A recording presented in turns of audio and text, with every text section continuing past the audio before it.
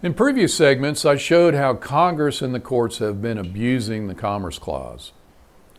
I also showed how the General Welfare Clause has been interpreted wrongly to allow Congress to legislate on anything they deem to be of a general welfare for the people. How has this played out in the last 75 years?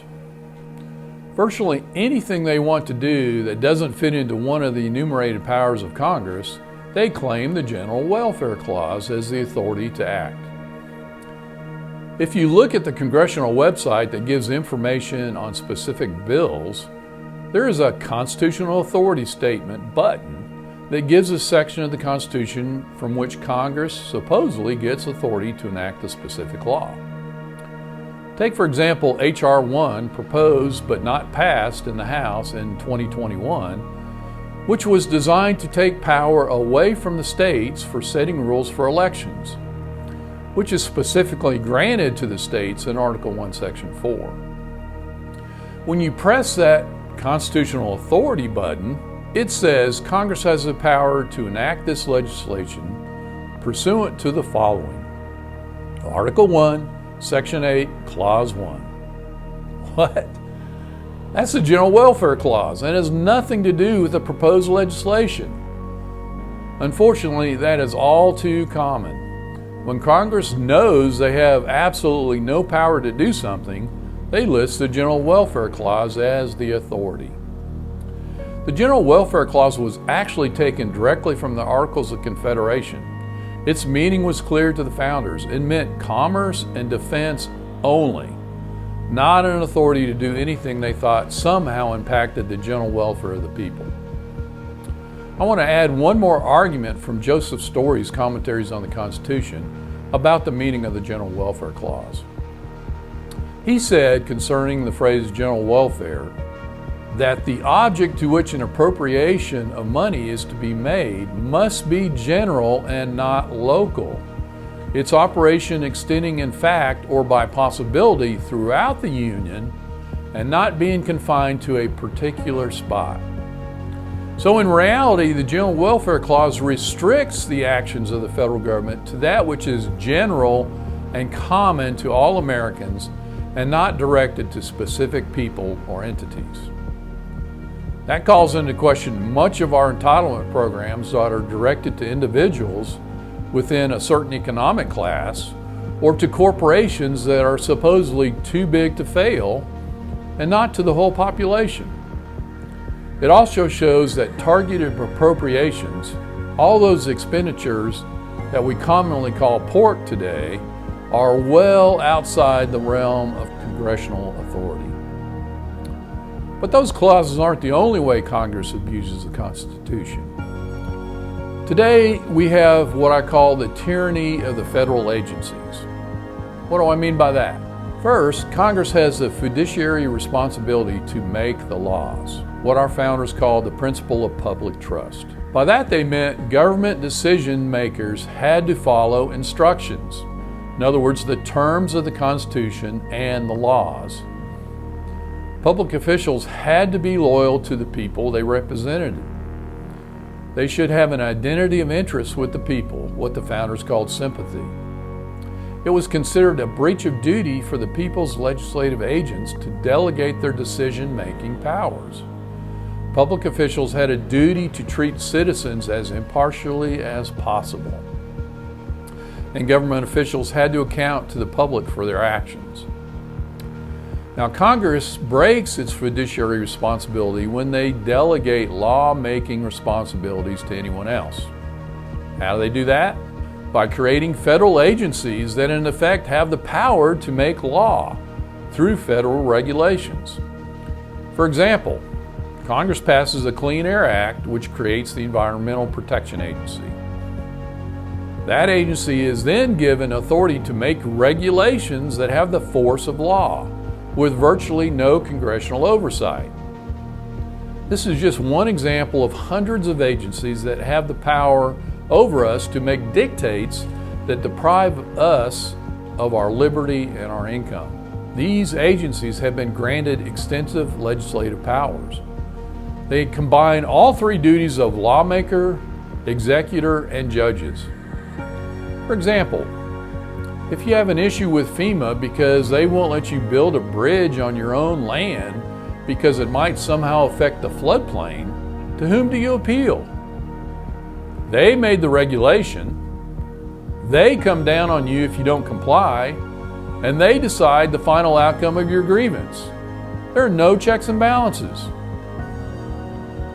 Congress has abdicated their duties and responsibilities as the lawmaking branch to those executive branch agencies. Now, I've been outlining the abuses of Congress. Are they the only culprit to the violations of our Constitution? No. In fact, they couldn't get away with it unless the other branches were complicit in those violations. So how does the executive branch violate our Constitution? Let's just look at a few executive abuses. The first would be signing unconstitutional legislation. When a president signs a bill into law, he's declaring that he believes the law is constitutional because he has sworn to uphold the Constitution in his oath of office. So by signing a bill that is clearly unconstitutional, he is abusing his position.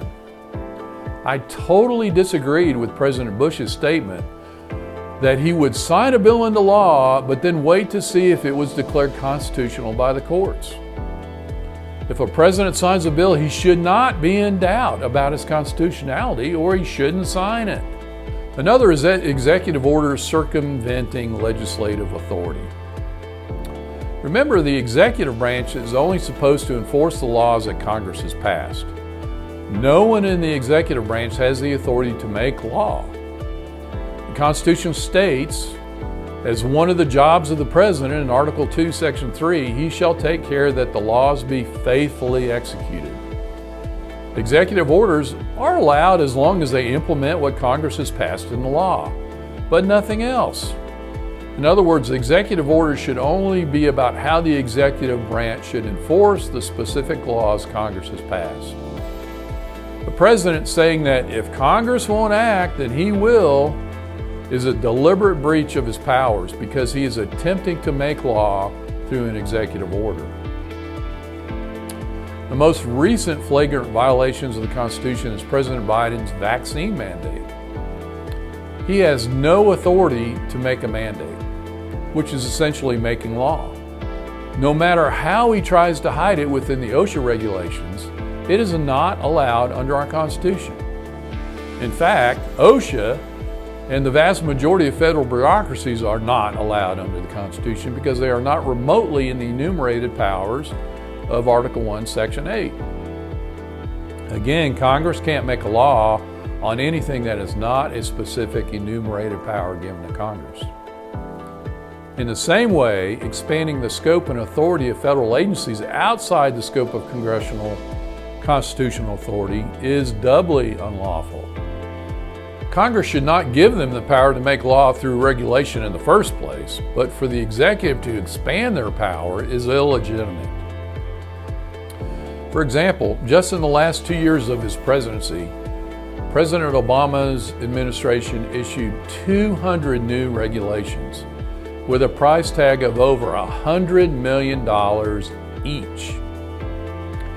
Even if we grant the legitimacy of OSHA, Biden's vaccine mandates for all federal employees and large companies are a gross overreach of the design and scope of the OSHA regulations as allowed by Congress.